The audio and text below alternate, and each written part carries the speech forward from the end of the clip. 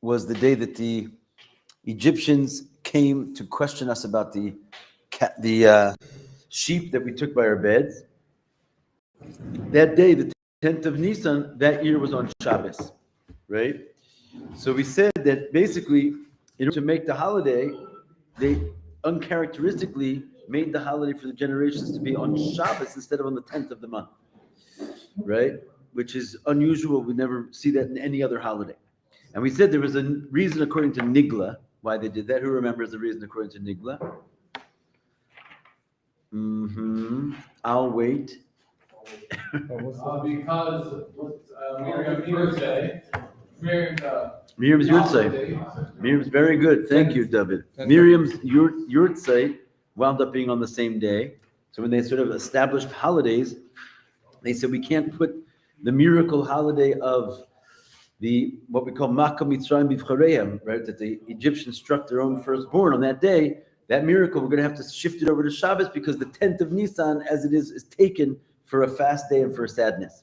So we said, by way of analogy, it's never such a thing that there's just kind of for a side reason, you're gonna have a whole festival, and it must be that there's a panemius reason. We said, just like, for example, on Rosh Hashanah that falls on Shabbos, we don't blow the shofar. There's also a similar thing there. There's like a side reason, the Gezerah of Rabbi, that you shouldn't come to carry Dalet Amos, your shofar. But the real deeper reason is a Kabbalistic reason that there's a unique reason for pushing off the blowing of the shofar on Shabbos. Why? Because Shabbos accomplishes anyway what a shofar would do, and you don't really need a shofar on Shabbos, and therefore there's a side reason. It's the same thing here.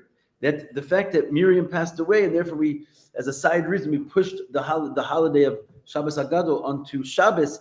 It's only a side reason, but in truth, there's a deep connection between this particular miracle and holiday with the day of Shabbos, and that's the real reason, the inner connection. And so much so is that it sticks out in a way which is extremely unusual. Why? Because the actual day of the 10th of Nisan is written in the Torah, right? Right, on the 10th day of this month. And even despite that, the unusual emphasis that it says the 10th day, we push it off to Shabbos, and it's the only holiday in the entire Jewish calendar that we do so. So obviously there's some deep connection to Shabbos. And we started to explain the difference between why all the Jewish holidays are on days of the month as opposed to days of the week. And we explained that the days of the week essentially express the inyan of creation. Even Shabbos, which is sort of a special, unique day of the week, it's still called an aspect of creation. Where do we know this from? Because he says that when Hashem created the world, what was the world missing? The world was missing rest. Shabbos came and it brought rest. So we see that actually it's part of the world, the rest of Shabbos. Whereas the idea of the months, we said a kind of a unique concept, that months were something that were added on to Hashem's world. Seemingly the world did not start off with the concept of making Rosh Chodesh and months. How do we see this? There's a midrash that says when Hashem chose his world, he established for it Rosh Chadashim, which means there was a moment in time when Hashem had created the world before he chose it and added this new addition to it, which is the concept of months. And therefore we'll understand why the Jewish holidays are all connected with the months of the year specifically and not the days of the week. Let's take it from inside, right? He said in the second paragraph on page 53 on the left column, the difference between month and week and month, it's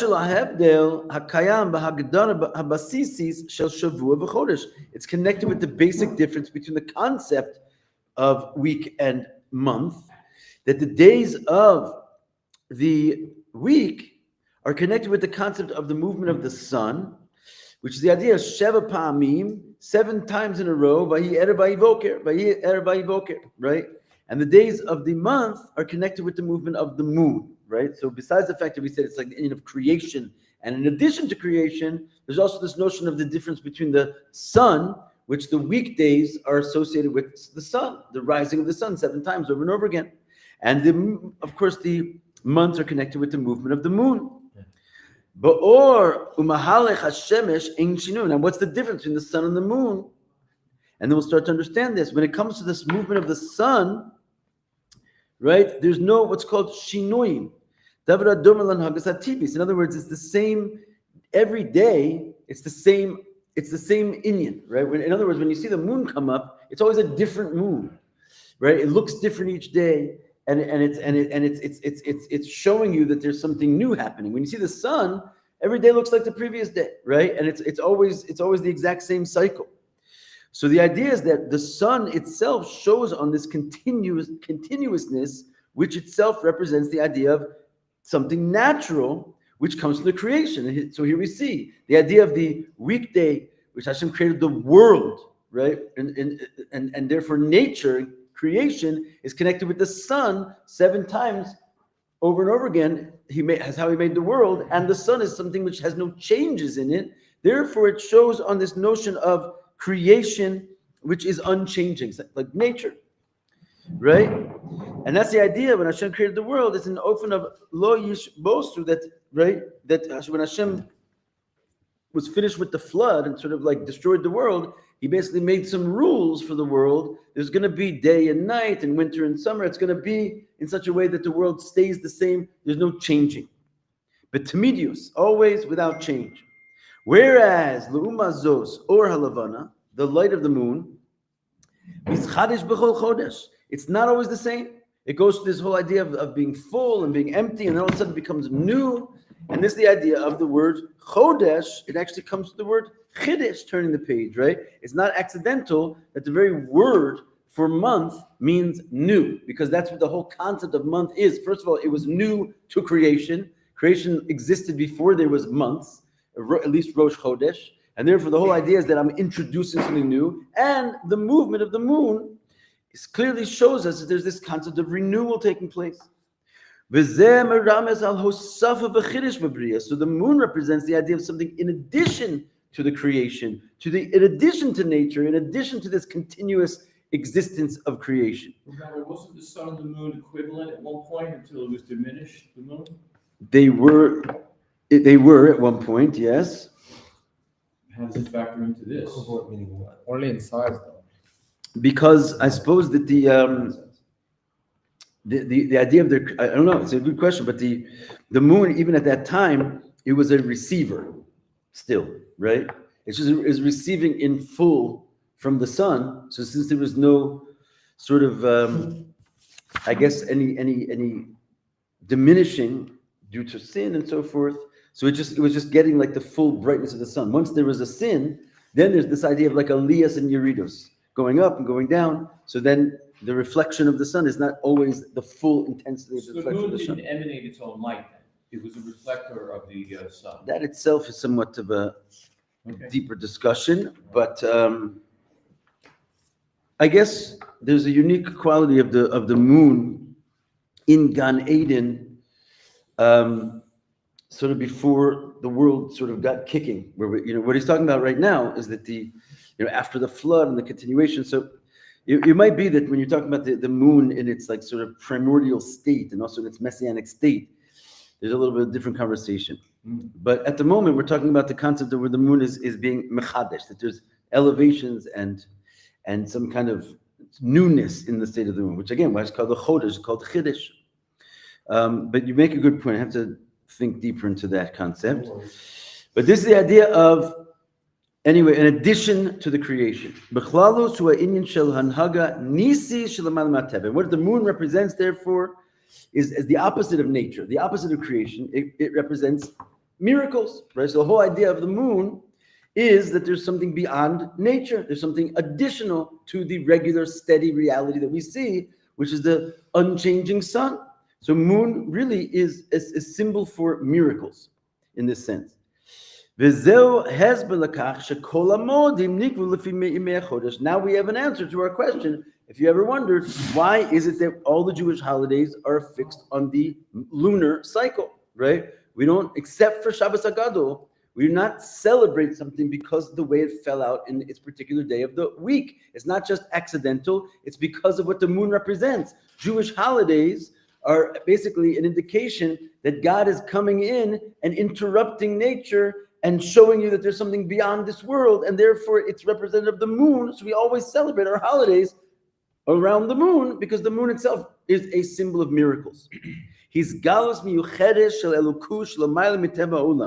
shows on a unique revelation of God, which is in addition to the revelation of God, which creates the basic nature, something above the nature of the world. That's why they're all connected with the days of the month.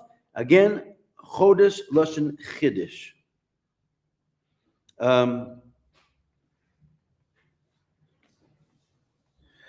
You might have an answer to your question here.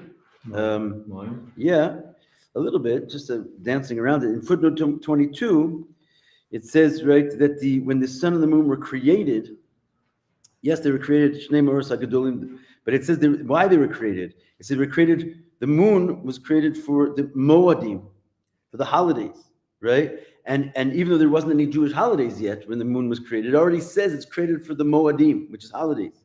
And it's Al Shema Asid. It was created it was called that on the name of the future, because in the future the Jewish people would be commanded in these holidays, and they'll all be surrounding by the moon. So in other words, even its like original state, whatever state it was in, it was designed eventually to be a symbol of adding some kind of non-natural, non-steady chiddush to the world, based and which would be there specifically to be a sign for the Jewish holidays. Fine. Moving on. Os Gimel. Al pize yuvan gam madua neshel Shabbos haGADOL kasher davkin me'ashavua. Now we understand what all the other Jewish holidays are for. Why we can start to begin to understand why Shabbos haGADOL is not like them. It's connected with specifically a day of the week. Tochen neshel Shabbos haGADOL. What happened in Shabbos haGADOL? Kefish Rabbeinu Azaken mevar b'shulchan aruch shelo. So the Alter Rebbe explains, and he on footnote 23, he says that he makes a point to note that the Alter Rebbe explains the miracle in a different way than the Torah explains it. If you remember from last time I told you this, that the Alter Rebbe explains that the miracle, as we're going to soon quote, Lakhu Yisrael Pischayim Ba'osur Shabbos, that the Jewish people took their Pesach offering on that Shabbos, Nibskabtu Bechorei Mitzrayim Etzel Yisrael, all the firstborn of the Egypts went and gathered by us, and they started to ask us, Lama zehem osim kach, what are you guys doing with that sheep? Amru lachem, and we said to them, Zevach Pesachu Lavaya She'arog B'chorei Mitzrayim. He said, oh yeah, it's no big deal. It's a sacrifice of Pesach when he's going to kill all the firstborn of Egypt. We said that to them. Halchu B'choreim Etzel Avoseim, the firstborn went to their fathers and to Paro, Levakesh Mem Shishlechu Es Yisrael V'lo Ratzu, and they asked them to send out the Jewish people, and they didn't let. And then what did they do? Aso haBechoros Imaya Milchama. They made a war with them, and they killed many, many Egyptians. And that's what it says, Maka Mitzrayim B'choreim. Right? We say every in the Tehillim in Shabbos also we say Maka Mitzrayim B'choreim, which means what? Right. So we say Kili Amchastu, Hashem is good. It's like a list of 26 different statements of God's greatness and kindness to us. One of them is he struck Egypt with the firstborn, which on the simple meaning means he struck the firstborn of Egypt, and it's referring to the final plague of Makas HaBechoros, but actually it's a deeper meaning. And what does it mean? He struck Egypt with their firstborn. And it's referring specifically to Shabbos haGADOL, this unique nace, not that Hashem struck the firstborn of Egypt, but that Hashem struck Egypt with their firstborn. And this all was basically about this day and this holiday. So this is how the Alter Rebbe explains the miracle. The Torah says something slightly different, and there's reason why the Alter Rebbe sort of does not bring the answer of the Torah. What does the Torah say? If you want to look at footnote 23, as we're going to see inside a little bit later, he says, "Lo maskir afilu neishahu b'Torah." He does not bring, the Alter Rebbe, the miracle that the Torah brings. Because how does the Torah describe it? According to the Torah, the miracle, why it's called Shabbos haGADOL, the big miracle, is not so much that the Egyptians went and made a war with them, with their own people. It was that we told them to their face, we're going to kill all the firstborn and their God in front of them, and they didn't do anything. And we waited like 3 We days, didn't, right? they didn't do anything, which means that they were just standing there speechless, right? Which shows on, that is a miracle. That's something that's totally beyond Tam Vadas, why they wouldn't do anything to us. So the reason the Alter Rebbe doesn't bring that, is the Alter Rebbe is trying to explain that it was not a miracle involved so much in this operation. It was like a natural occurrence. He's going to explain a little bit later. The natural thing would be to go back and try and say, hey, get us out of this. You know, these guys mean business. They just had 9 plagues. They're probably going to do this. And so the way the Alter Rebbe explains it is he wants to remove this from like sort of a supernatural situation. That's why he's trying to push us into this idea that this holiday took place on a day of the week as opposed to the day of the month, because it was the day of the month, it would be highlighting the idea of something supernatural taking place. And the way the Torah explains the holiday, it is something supernatural takes place, because why didn't they do anything? They just stood there like in shock, right? In a miraculous way. So the Alter Rebbe just leaves that out because it doesn't correspond with the actual miracle, the way he understands it, which was sort of like a non-miracle miracle. It was something which was a natural occurrence. And therefore, we're going to see that that's why it took place on Shabbos, as opposed to being celebrated on the 10th of the month. So going back inside, Tir zeh eino mashakef inyan hachoreg b'darchei hateva. This whole way that the Alter Rebbe describes this event was something that did not sort of break out of the boundaries of the natural ways of the world. The fact that the Goyim, the firstborn, believed the Jews, what they said, Hashem's going to come and kill the firstborn of Egypt, eino pela klal. That's not a miracle that they believed them, right?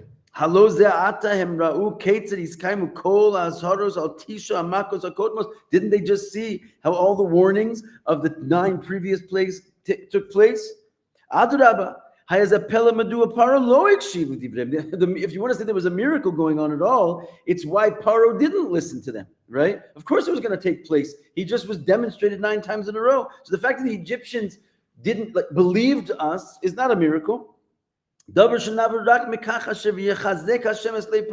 only reason that Paro didn't believe it was because Hashem hardened his heart so that his mind wouldn't work. The natural conclusion is that there would in fact be such a plague. Therefore, since the fathers of these firstborns did not want to let the people go, then therefore the second part is also not so miraculous, that they went and made a war with them and killed many of them, right? That's also a natural occurrence and outcome. Why? Because these were serious people, these firstborns of Egypt, and they were about to die, and their only recourse was to basically get Paro to let them go. So they're going to fight for their lives. Essentially, it's not a miracle that they believed them. It's not a miracle that they fought for their lives, right? Therefore, they made a war with the Egyptians. It's very, very standard operation for someone who's about to die. He's going to do whatever he can to get out of it. The Gam of Bnei Israel and also there was no miracle that happened for the Jewish people. In other words, we're celebrating this big holiday, and actually there was not a real Hatzalah v'Yeshua ma'agalos. We didn't get out of the exile. There was no redemption that took place from this. So he's trying to say that this was like a purely natural occurrence in a certain sense, both on the standpoint of the Goyim, that there's nothing to see here, and also for the Jews, there's literally nothing to see here. They didn't suddenly get freed from Egypt because of this miracle.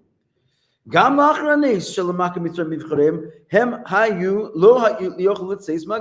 after the whole war was over and they struck them and they killed them, we were still sitting there in Galus. There was no big miracle that took place, so to speak, that would warrant a breaking of nature. We were still under the thumb of Mitzrayim, Meitzarim, the constraints of the world.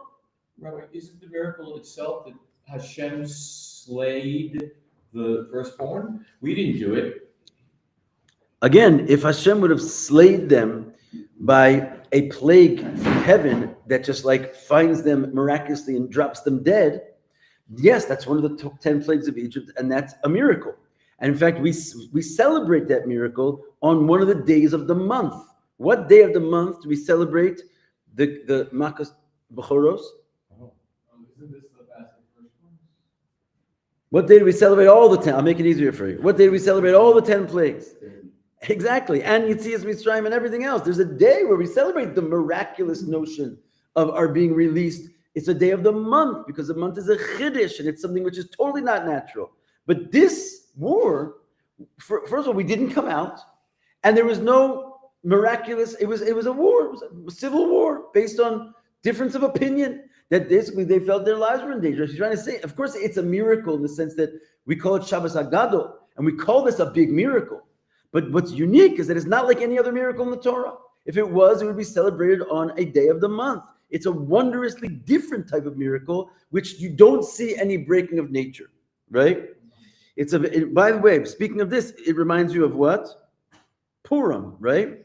So he actually says it's even more than Purim. Look what he says in the next paragraph.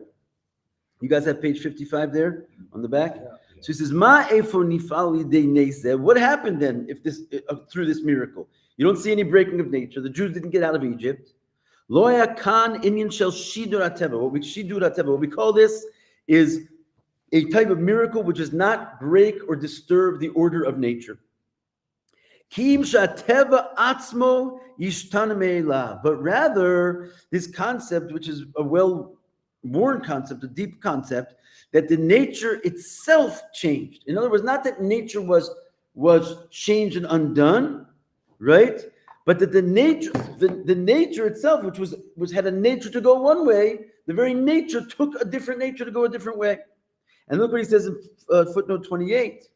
Einu afilu kanes de Purim. This is even in its own category of the miracle of Purim, because I hope so, because if what he's saying is true, Purim should also be celebrated on a weekday. And in other words, on a day which is associated with the week. But it's not. Purim is the 11th, the 12th, the 13th, the 14th, the 15th, yesterday the 16th. It's connected with the day of the month, which means even Purim, who's like classically known to be harboring this concept that there was no miracles above nature and so forth, and it was all just nature, God working through nature to save the Jews. But still, we celebrate that day on the lunar calendar because it doesn't have the same emphasis as Shabbos haGADOL did even then. Let's just finish this footnote. And he says, where do you see the difference between Purim? Yes, of course, the miracle was cloaked in nature. We don't see Hashem's name, and there was no open miracles overtly in that sense. Makom harisham nira b'chush, right? He says it's literally you can see with your eyes. Shekol asibus hayrak l'mayl me'ateva. It's like, in other words, everything that happened there was like, ooh, the king just happened to bring out the Chronicles. And oh, at that moment, Haman just happened to walk in with it in mind to hang Mordechai on the gallows that he just built. And oh, right at that mind, he brought up Mordechai's name. And instead, the whole thing was like, yes, natural, but like, wow, that's mamash hashkacha pratis. Like you almost can't miss it, right? So even though Purim's like sort of leaning in the direction in the Tanakh, where there is a miracle encloaked in nature, it's still celebrated on a day of the month because it doesn't have the same simple, pashut, natural reality as the situation of the Makkah Bechoros. Not so in our case. There's nothing, literally nothing to see here, right? They came over, what are you doing with this sheep? We're going to kill the firstborn. That's not good. Let's go fight about it. That's the whole miracle. There's no miraculous thing that took place. And that's unique, even though we're going to see that it was one of the biggest miracles. It's one of the biggest miracles in the entire Jewish calendar. That's why I wanted to learn about you instead of overlooked. We're approaching Pesach. Let's go learn about Pesach. Hold on. Before you get to Pesach, you should know something about what happened right before Pesach. And I'll tell you, one of the reasons why it's called Shabbos haGADOL, we might get to this if we do the second sikh. I'm not sure if you guys are going to put up with me a second sikh of Shabbos haGADOL. But the Midrash says, why is it called Shabbos haGADOL? Because there's another Shabbos, which is Samuch V'nira, which is not as Gadol. What's another Shabbos? What does Samuch V'nira mean? Close and in sight of Shabbos haGADOL. There's another day called Shabbos, which is very close to Shabbos haGADOL, which is not as Gadol as Shabbos haGADOL. What's that? Shkalim, any other ideas? What's a day called Shabbos, which is very close to Shabbos haGADOL, which is not as great as Shabbos haGADOL? Huh? No? No one? Can you give us a clue, Rabbi? Pesach. Why is Pesach called Shabbos? Don't ask me. The Torah calls it Shabbos, right? Because we had to get the mitzvah of counting the Omer. It says, B'machar asa Shabbos. From the day after Shabbos, you should count 50 days. When do we count from? We count from the day after Pesach. Pesach in the Torah is called Shabbos. We'll get to that when we get to that. But it's called Shabbos. So the Midrash comes and says, when it comes to Shabbos haGADOL, why is it called Shabbos haGADOL? What's the big Shabbos? It says because there's another Shabbos close to it, which is not as big. Which day is that? The 15th of Nisan? How about the first and greatest holiday of the Jewish people? The number one beginning of all of the Nisim in Nisan, which is called Nisim Sheba Nisim, and it's not as big of a miracle as Shabbos haGADOL. Why? And because of this whole concept, because basically nothing happened. It's so hidden, more than Purim, that it's not even on a day of the month, it's on a day of the week. Right? And this is a very serious day. Right? You have to understand when you're approaching this, that before you even get to Pesach, you have a bigger holiday to celebrate, Shabbos haGADOL. Again, it's all like the Rabbi's Chiddush. It says that in the Midrash, but no one really understood why until now. So he says like this, right? That there was no breaking of the nature, just inside the nature, it sort of started going the way of the Jews. Tumuras matzav bo teva hamitzrim hulinis nagid lekadusha. And what exactly happened? As opposed to the nature of Egyptians, which is to go against holiness, that's sort of who they are. Bao bechore mitzrayim.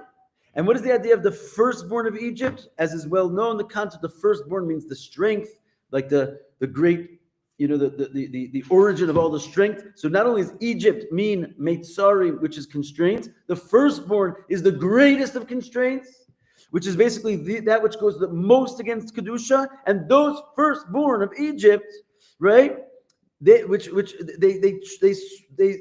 refers to the tokif of the Teva of Mitzrayim, went in an ofen TV, Pitluet Mitzrayim, in a natural way, they went and negated Mitzrayim. They killed Mitzrayim. Maka Mitzrayim b'chareim. So basically the nature of constraint went against constraint. Right? The nature of that which wants to hold down a Jew, which is essentially creation. Why is it that all the Jewish holidays are connected with the moon? Because we represent this newness, this idea of, hey, this natural world is basically hiding God.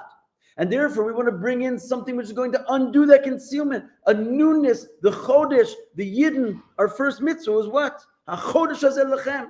All the mitzvahs are basically inside of this Chodesh. Everything having to do with Torah mitzvahs is that this world is a big Meitzarim, and it's the Bechore Mitzrayim. And how about that? That the darkness itself is suddenly going to be on our team. It's a much bigger miracle than having to undo it, as is known from the Purim concept, that it shows on a much greater power of God, that he doesn't have to undo this obstacle, which is the world, because that poses the world as an obstacle to God. How big of a God do you have if this pesky world is standing in his way? So, and the only way for him to overcome the world is to bring in the Chiddush and Jews and some higher power. It actually is insulting, because it shows that the world is a strong adversary to God. Until he shows you the real miracle, that the world itself does his bidding, and the constraints themselves are now fighting for Kedusha. And that is why this unique miracle, the only one, is on a weekday. Because what's the concept of a weekday coming to teach us? There's no extra moon. There's no extra chiddush. Hashem doesn't have to save his world from peril because it's an opponent to godliness. That's silly, right? It's really like the world itself is godliness.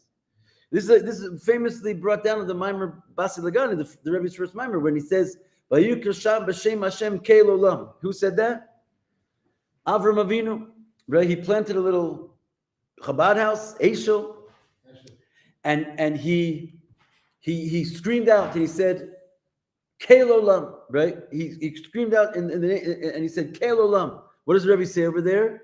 Not Keil ha'olam, which would imply that there's a world and there's a God above it, but Keil olam. His chiddush was God is world, right? Which means that there's no need to sort of come to this world and undo it. That would show that there's a weakness on Hashem's part, that the world is standing up opposed to him.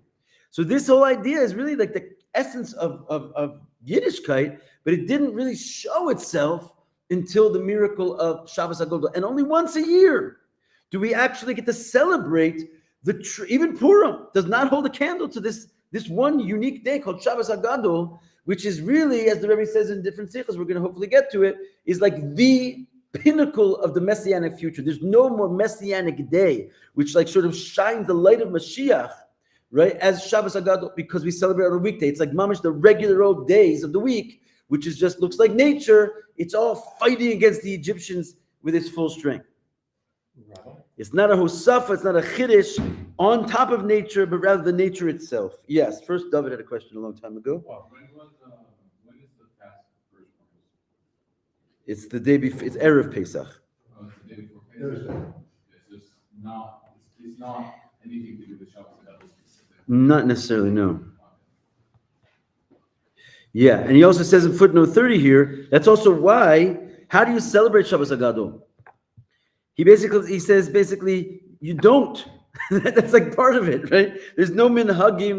We read the Haggadah so to prepare ourselves for Pesach, which is soon coming. But there's no special holiday. There's no special mitzvah because that's the point. When you get to the crux of the matter, Keil Olam. There's no need to like sort of make any special surprises that there's something else going on here. The nature itself is Elukus. Right. Yes, sir.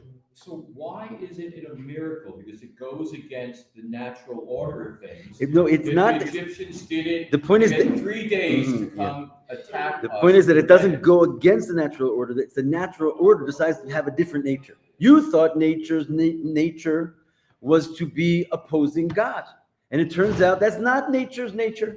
Nature has the nature of Amam is defending God, right? And isn't that the biggest miracle at the end of the day? When just basically you'll realize that just everything that is already Elokus. It doesn't have to be uncovered, right? In its deepest sense, the nature of nature is God. Keil Olam. It doesn't have to be a Keil HaOlam, that he has to dominate the world. So, yes, in our broken gullus, in other words, when the moon is in a state of descent, and therefore there's this aliyah, and maybe this is the answer to your question. The moon, which sort of also represents the world, the other in such a way, in its perfected state, it's already as revelatory as the sun. Going back to your question, it doesn't require. It's not a chiddush, right? Because the world fell into darkness, therefore we misunderstood what the world is, and we need like sort of an input of a chiddush to remind us that there's a God. But in Gan Eden and in the future, you won't need such a chiddush. The moon will be like the sun, right? Nature will be holy. So this is the idea. The miracle, in other words, will be as continuous as the sun. I think that is the answer to your question. If you're following along there, yeah. Sorry if I missed the answer. If like all Shabbos is like being above nature, why is it on a solar? Shabbos being above nature? No. We established that Shabbos is part of the world, right? And if you want to say that the world has Elokus in it, fine, right? But the 7 days of the week, which is called creation, Shabbos is not an addition to that. Shabbos is the world. The world was missing rest. Came Shabbos, it brought rest, which means rest of Shabbos is actually part of the world. I think Shabbos kind of shows on this concept that in the world itself, there is something, it's already holy, right? It doesn't need to be importing holiness into it. Okay, we'll finish that up tomorrow. Almost done.